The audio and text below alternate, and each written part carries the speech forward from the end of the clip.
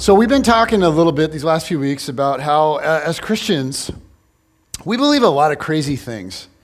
And one of the crazy things that we believe is this, that God became one of us, which is kind of a strange thought, really. I mean, as we said last week, if you grew up in the U.S., or you grew up going to church, like this is like totally normal. It's just like, yeah, that's totally normal. But for a lot of people, it's just like, okay, hold on a minute. I'm not sure I buy that. God became one of us.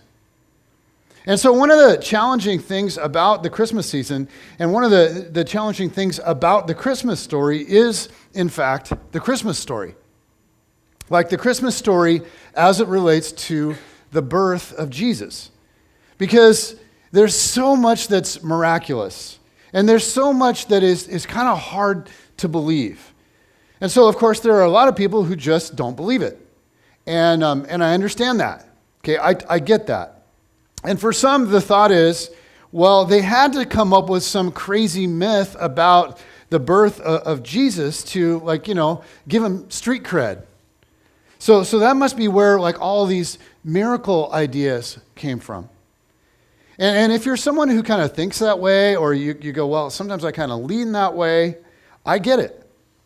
But today, I want us to think about something that when it comes to Christmas, we rarely think about. At Christmas time, most people, even most Christians, sort of think of the birth of Jesus as the beginning of the story. But the Christmas story actually started way, way, way before that. The story behind Christmas is actually staggering, and so today's going to be a little different. We're gonna walk through a lot of history, and those of you that love history are gonna be yes, and those of you that don't, you're gonna pretend, and you're gonna be like yes. And so, what I want us to feel today is that the backstory is what makes the Christmas story so remarkable. The story behind it, and some of you wonder, well, what do you mean? What do you mean the backstory? I mean, what? So here's what I mean. Historically, the story of Christmas doesn't begin with a couple who's trying to figure out how in the world they got pregnant. Okay, the Christmas story actually begins with a couple that are worried that they will never get pregnant.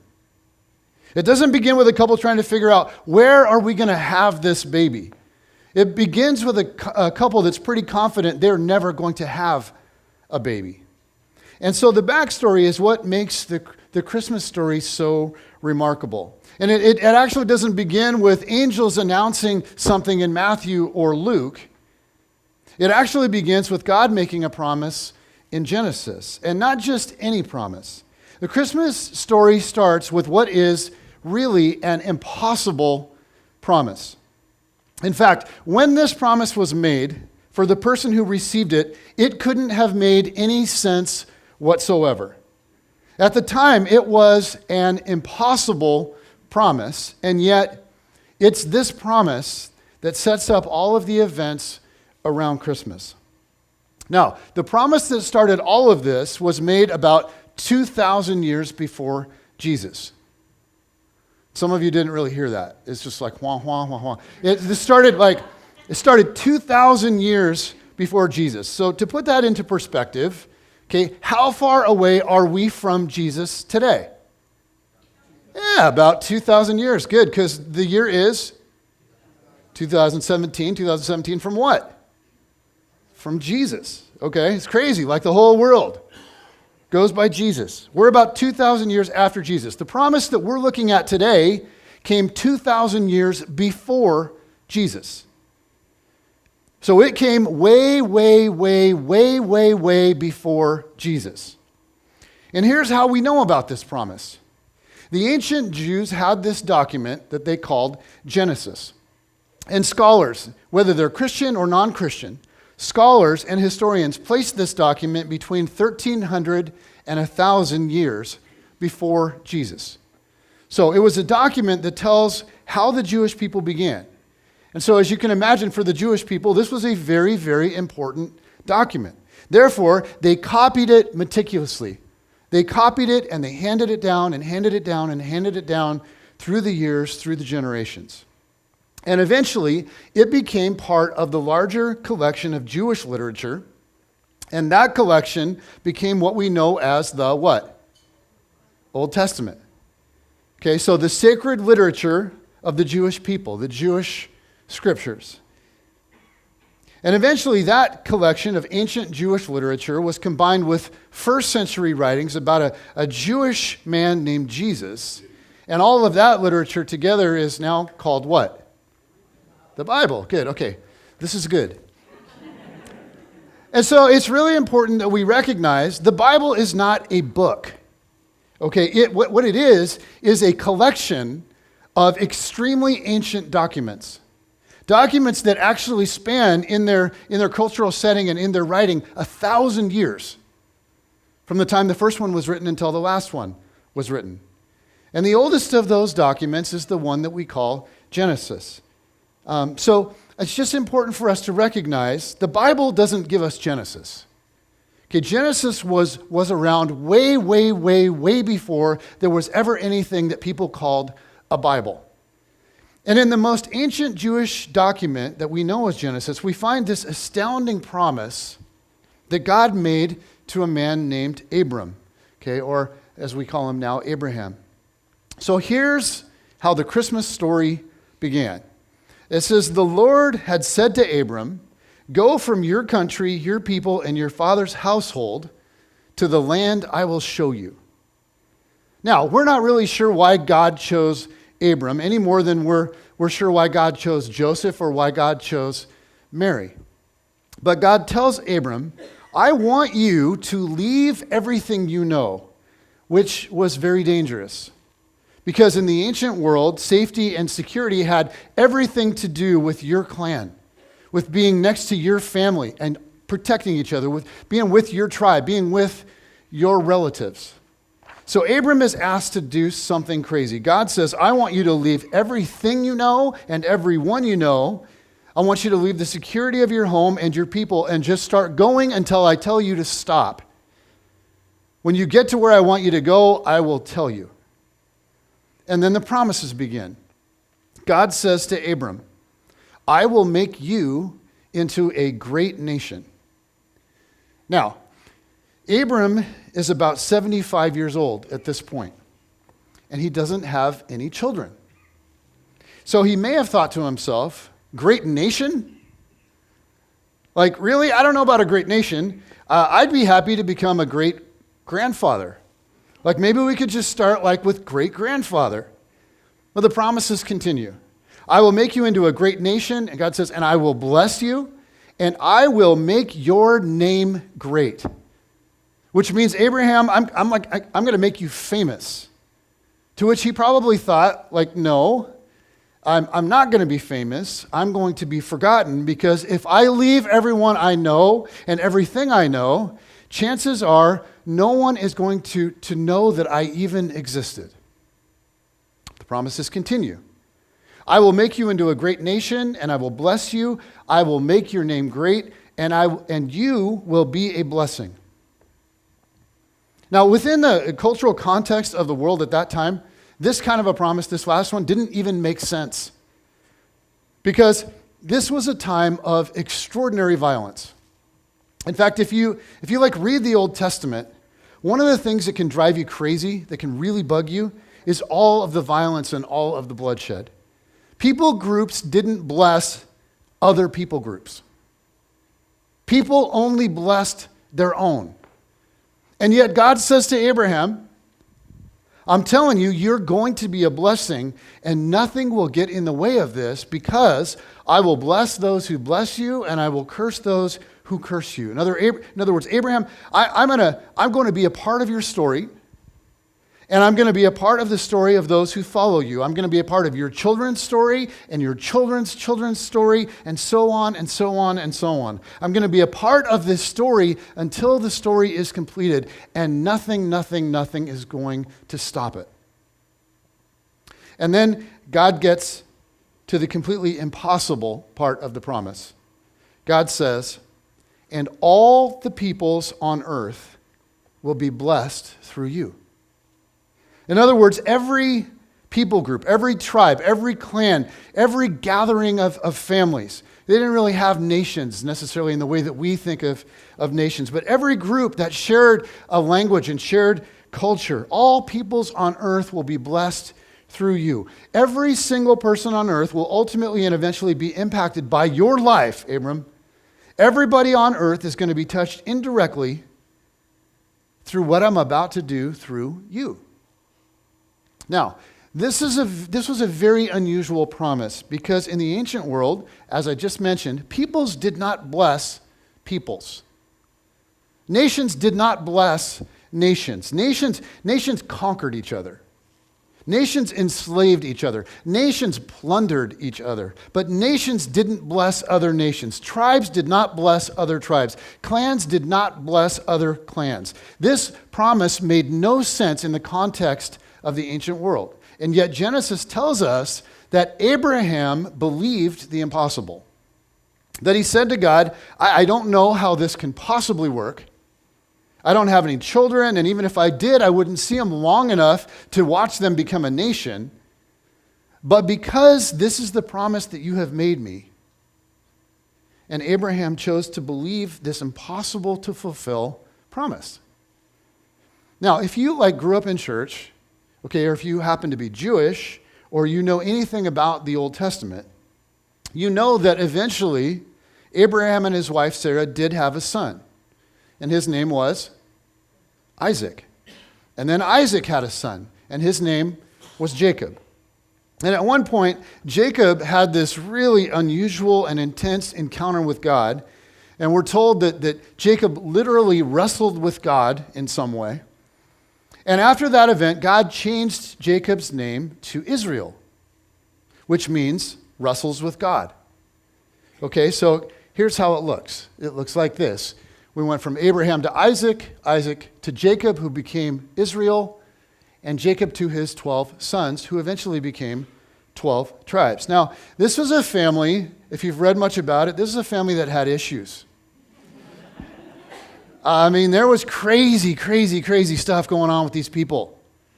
You think, okay, these are the people that God chose, or these are the people that chose to tell their own story, write it down. If you're going to make up something weird, make yourself a hero. This is not what they did. This family had issues. There was all this crazy, weird stuff going on between Abraham and his wife, Sarah. She talks him into sleeping with their servant girl.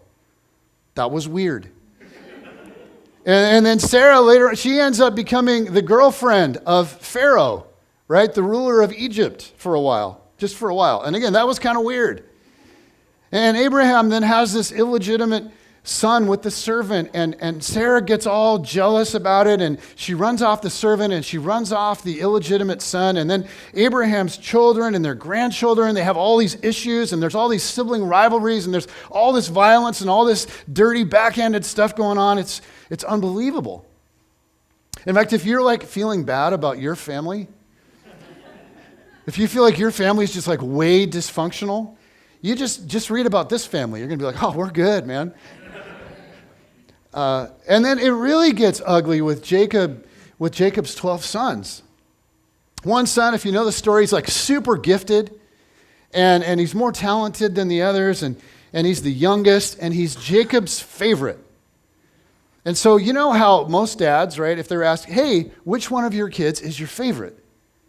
Most of them go, I can't answer that, right? I won't answer that.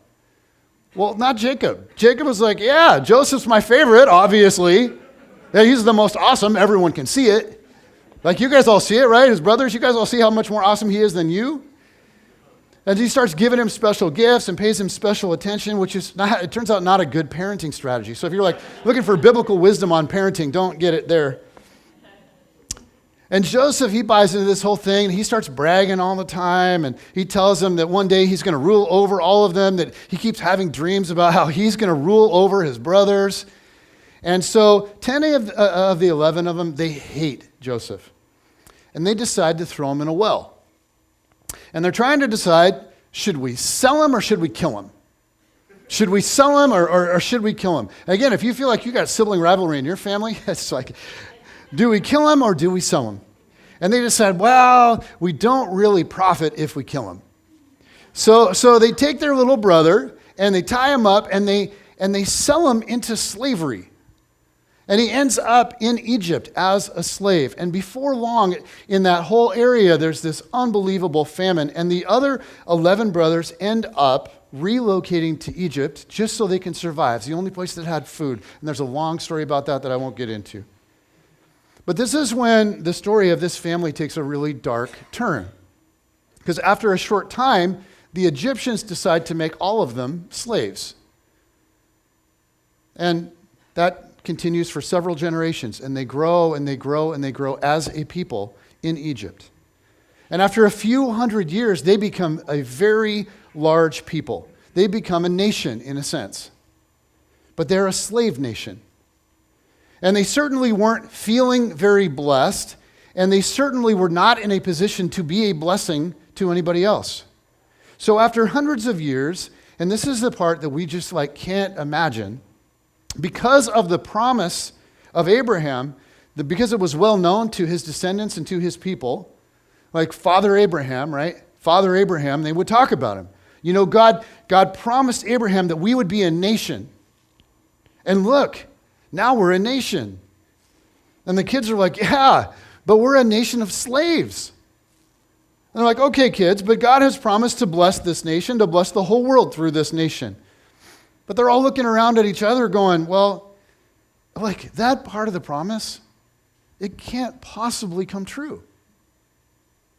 And then God sent a deliverer, right? Moses. Okay, we're about 1,300 years before Jesus at this point.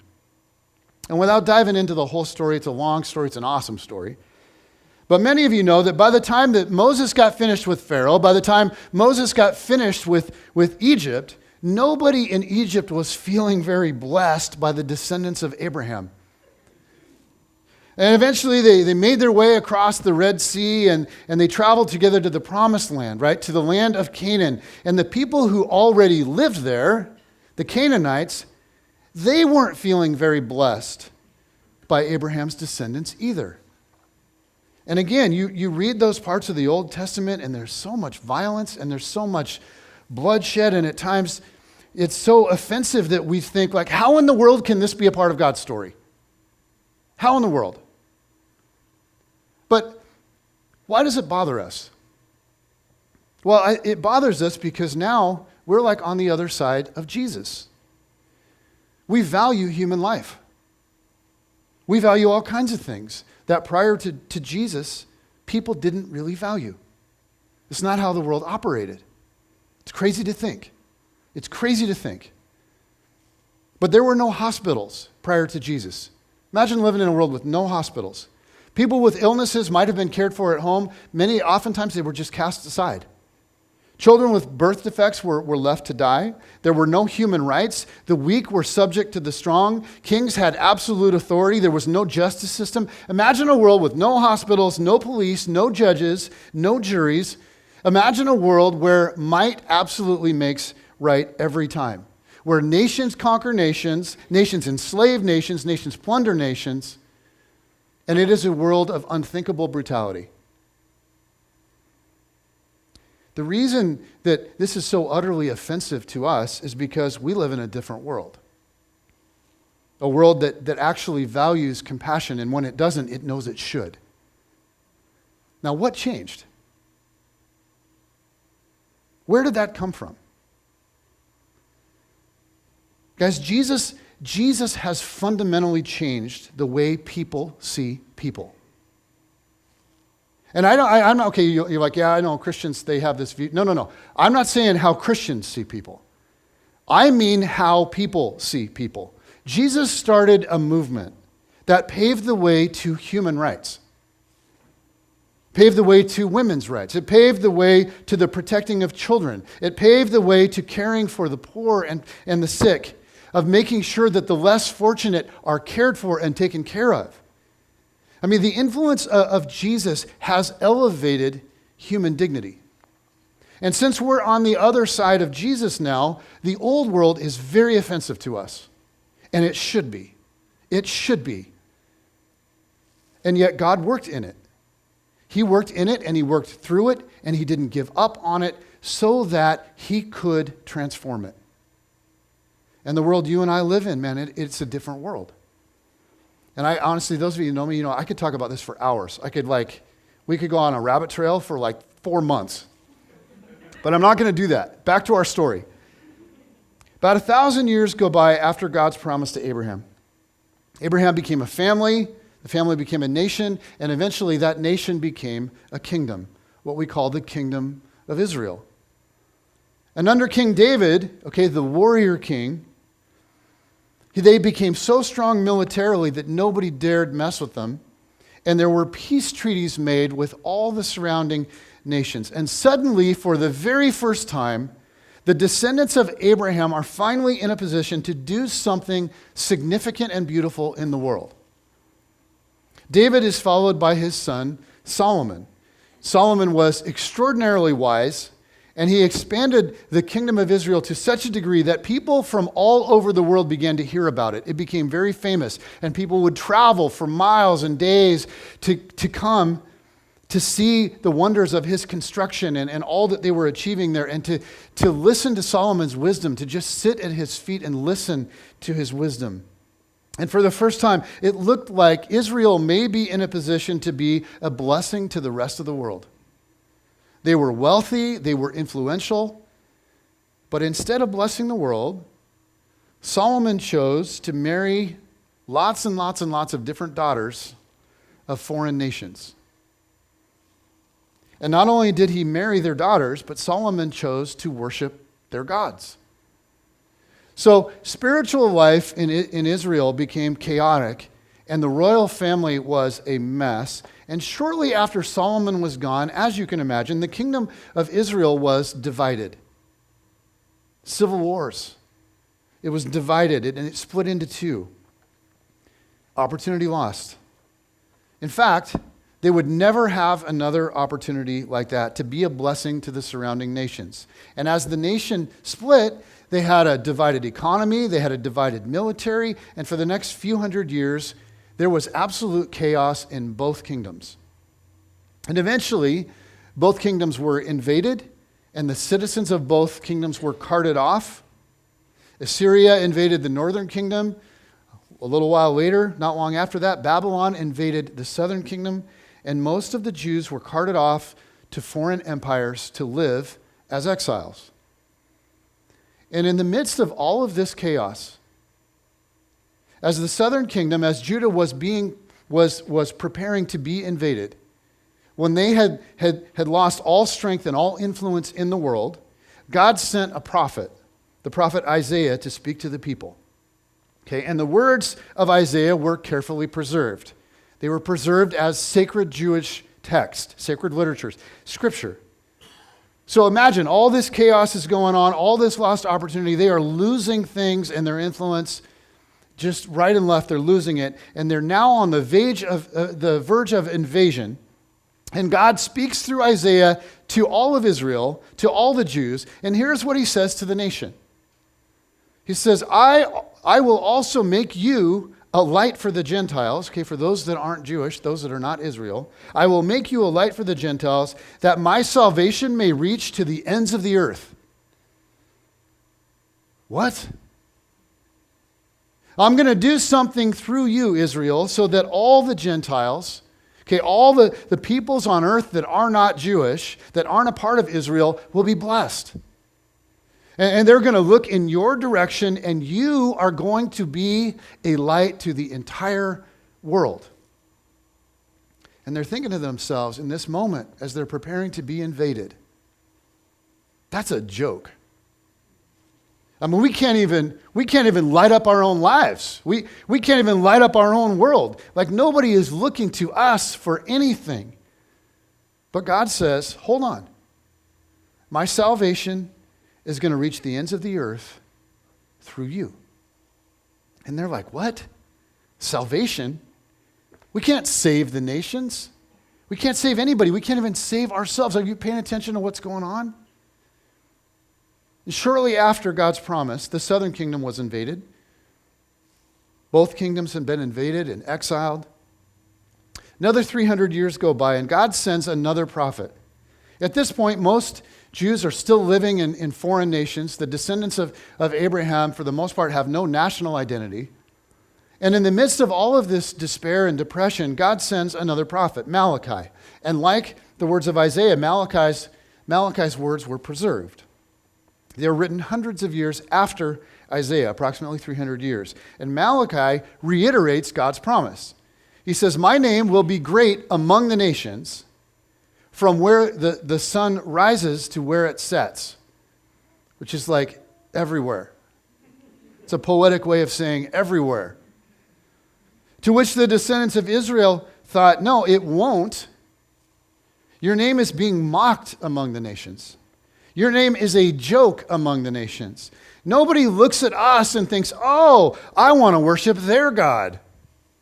The other nations think our God is pathetic. They think you're pathetic. Our God can't even take care of his own people. There's no way in the world that your name is going to be great among the nations. We can't feed ourselves. We can't protect ourselves. So come on, let's stop with all of this nonsense and all of this hype. The truth is, we're never going to be a blessing to any other nation. And the name of our God, the God of this little insignificant people, is not going to be known throughout the nations. But Malachi wasn't finished. It says, in every place incense and pure offerings will be brought to me, God says, because my name will be great among the nations, says the Lord Almighty. In other words, anywhere on earth that there's a group of people who worship, I will be worshiped. The people of Judah, they couldn't hear that. Abraham's descendants, they couldn't listen. And you look at the situation they were in and how everything was collapsing around them. How could they? They'd been overrun by Assyria. They'd been overrun by Babylon and Persia. These massive empires that just enveloped them and humiliated them. And another empire was about to rise up. The next great empire would be Greece. Alexander the Great, okay, this is now about 325 BC, would conquer more territory than anybody could ever imagine. And the Greek culture and the Greek language and the Greek religion would expand. And suddenly, instead of having all these little tiny tribal gods and little tribal languages, the entire region would have a common language, Greek. And they would have common customs, and they would have a common culture, and they would have common gods. And sprinkled all through the empire of Greece was this little tiny insignificant people, the descendants of Abraham, the Jews, Israel. And as they would reflect on the words of the prophets like Isaiah and Malachi and the others, it all seemed impossible. My name will be great among the nations. Really? But they thought, how could that ever happen? Like, that just isn't going to happen. Like Zeus. Zeus is great among the nations. Right? And Athena is great among the nations, but you, Lord, our God, like the God of Jacob, the God of Israel, you are nothing among the nations. After 300 years, another empire emerged, Rome. And Rome sent their general, Pompey the Great, into Judah, into the Israel area. And he would conquer village after village after village, town after town after town, until eventually he would end up outside the walls of Jerusalem, where he experienced a lot of resistance. This little tiny insignificant people was putting up a lot of resistance. And they had a little standoff for a while. But eventually he would breach the walls, and he would conquer the city, and he would annex the entire region to the Republic of Rome. And that began what's now known as the Roman occupation. Okay, this is about 63 BC. So we're now only like 60 years away from Jesus.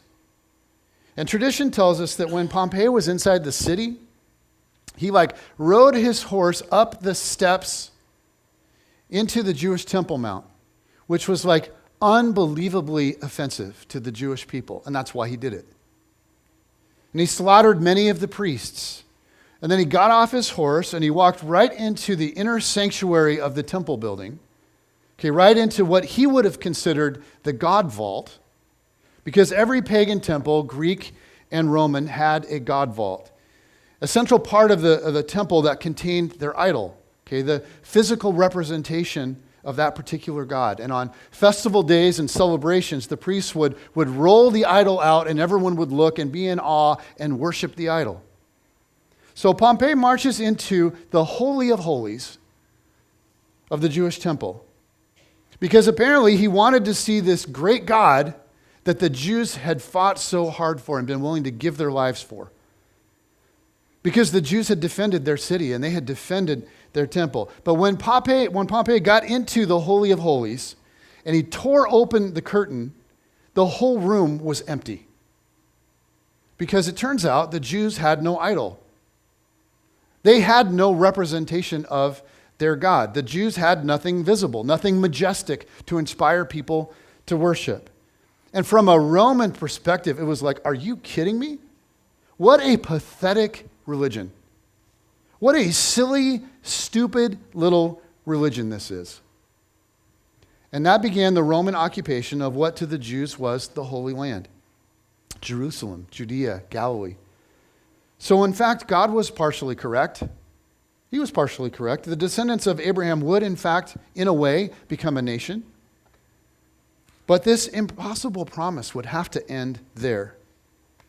Because all the nations would not be blessed through Abraham. Israel had no influence. Like compared to Rome, the greatest empire in history, Israel was absolutely nothing. Their God was nothing. And it was obvious that Israel would never become a light to the Gentiles. Other than an insignificant number of scattered Jews, no one honored the name of their God. Now, Jupiter, yes. The Roman God, yes. But the Jewish God would never be worshiped throughout the world. Because nobody is interested in a God who can't take care of his own people. The strength of your God is evident by the strength of your nation. And that's what makes the Christmas story so remarkable. Because when things were as hopeless as they could possibly be, when God's promise to Abraham was as out of reach as it could possibly be, the Apostle Paul, years later, kind of looking back on this and putting all of the events together, wrote it this way.